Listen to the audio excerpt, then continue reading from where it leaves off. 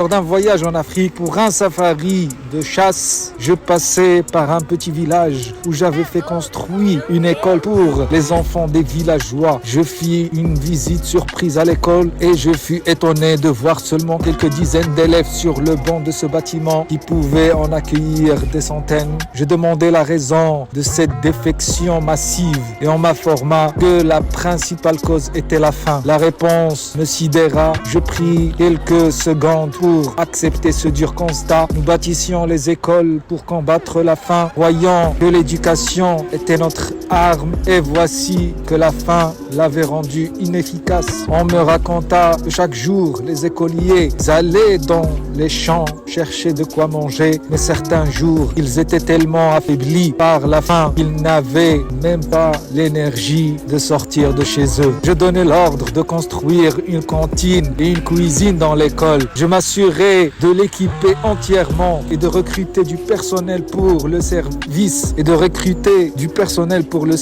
Une année plus tard, je visitais l'école de nouveau et fus heureux de voir que les élèves étaient retournés sur les bancs par milliers et qu'il y avait désormais 2 séances, une l'avant-midi et l'autre le soir. Cela me rendit si heureux. Donner procure une sorte de quiétude sereine et une joie sans pareille. Je dirais que parfois, celui qui donne a encore plus besoin de donner que celui qui reçoit de recevoir. Allah donne à celui qui sait partager, élève celui qui fait preuve d'humilité et entoure de sa miséricorde celui qui montre de la compassion envers autrui. Il est évident qu'en matière de travail humanitaire, je ne compte pas sur mes propres efforts, mais sur ceux d'institutions entières dédiées au travail caritatif, car le travail